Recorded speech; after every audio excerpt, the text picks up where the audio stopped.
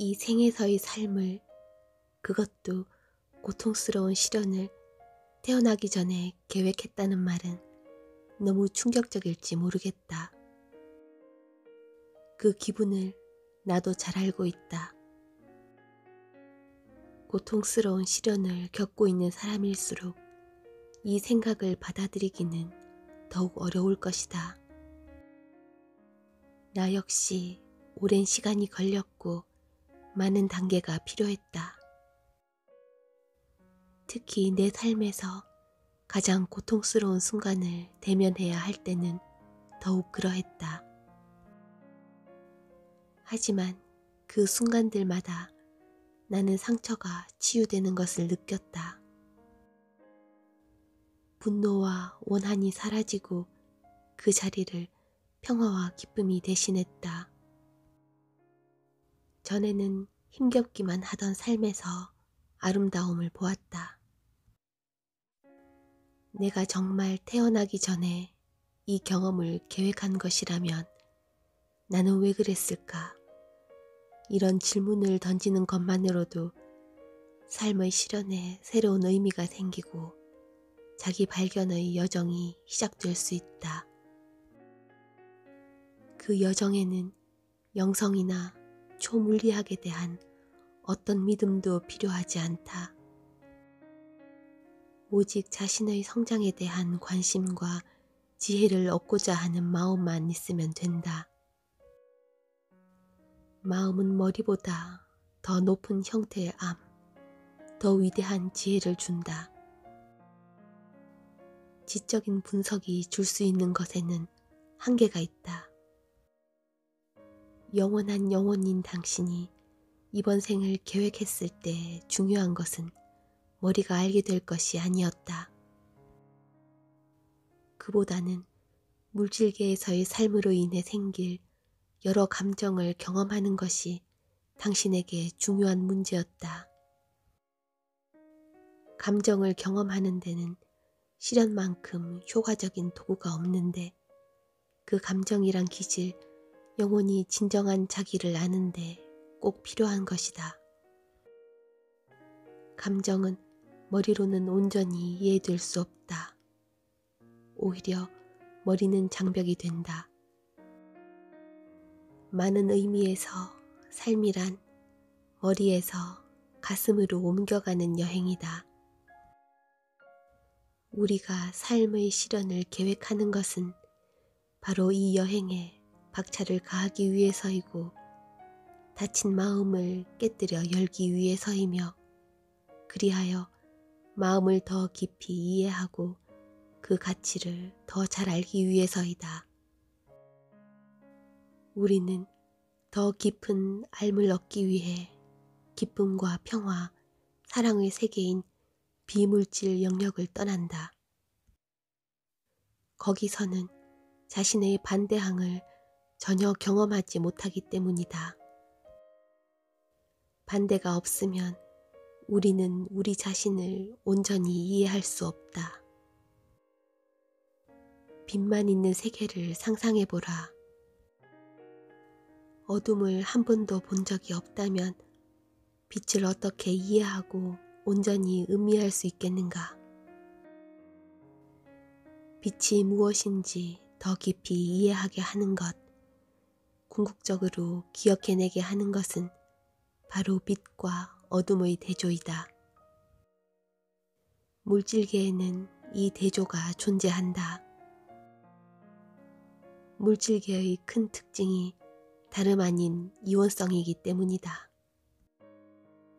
오름과 내림이 있고 더움과 차가움이 있고 좋음과 나쁨이 있다. 우리는 이원성에서 생기는 슬픔을 통해 기쁨을 더 잘 이해할 수 있다.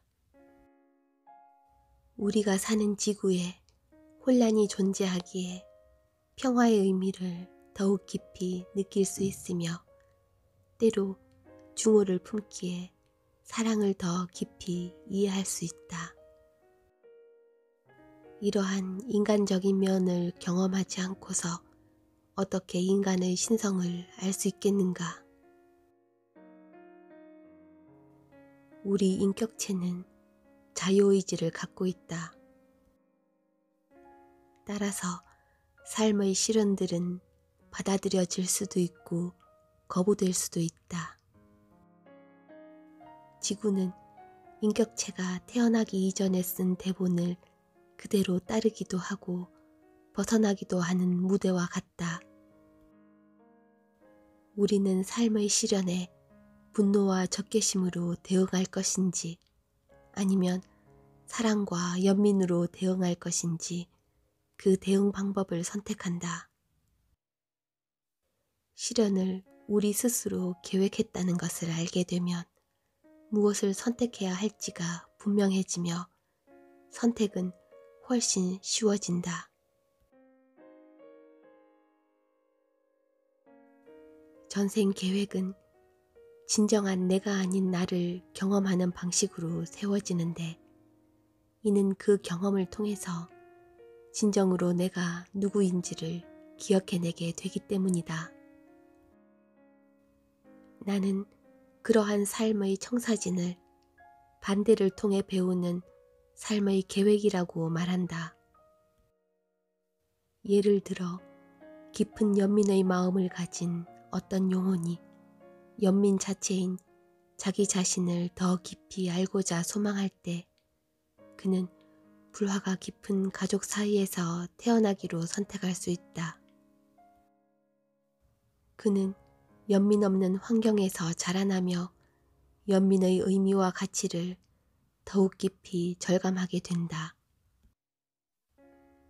무언가의 가치와 의미를 가장 잘 가르치는 것은 바로 그것의 부재이기 때문이다.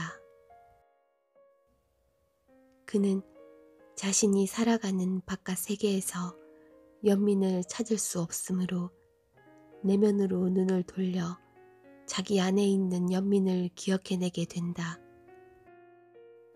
영혼의 관점에서 볼 때 이러한 배움의 과정에서 생기는 고통은 일시적이고 짧지만 그로 인해 얻는 지혜는 진실로 영원하다. 우주는 나쁜 일들을 일으켜서 우리를 벌주는 그런 일은 하지 않는다.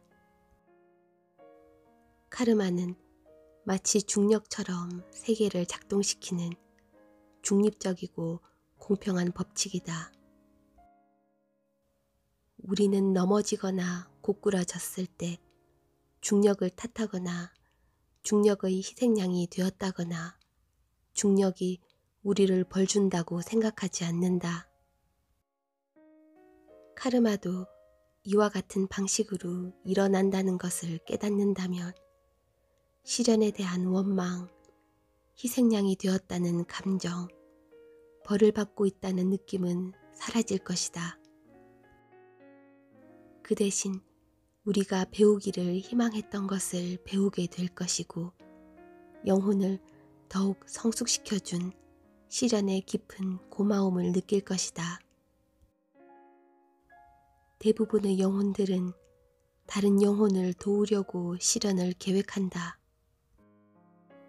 이러한 마음은 영원한 영혼인 우리가 가진 진정한 본성이다. 카르마의 균형을 맞추는 영혼과 마찬가지로 시련의 삶을 살고 있는 것처럼 보이는 많은 이들도 사실은 그렇게 남을 돕고 있는 것이다. 예를 들어 알코올 중독을 계획한 영혼이 있다면 그는 다른 이들이 연민을 표현하고 그리하여 연민 자체인 그들 자신을 더욱 깊이 알 수 있게 하려는 목적을 갖고 있다고 할 수 있다. 사회는 알코올 중독자와 같은 이들에게 가차없는 비판을 퍼붓지만 사실 그들은 우리가 추구하는 목적을 경험할 수 있도록 마치 선물처럼 기회를 주고 있는 것이다. 이 사실을 더 많은 이들이 알게 된다면 얼마나 좋을까. 많은 영혼은 자기 사랑을 기억해내려는 동기를 가지고 있다. 문자 그대로 우리는 사랑 그 자체이다. 삶의 시련은 우리에게 사랑을 표현하고 그리하여 사랑인 우리 자신을 더 잘 알게 하는 기회를 준다. 우리는 물질계로 들어올 때 우리 자신인 사랑을 일시적으로 숨긴다. 우리가 자신이 진실로 누구인지를 기억해낼 때 우리 안에 들어있던 빛, 즉 사랑은 모두가 볼 수 있게 환히 빛난다. 나는 그것이 우리가 여기에 있는 까닭이라고 믿는다.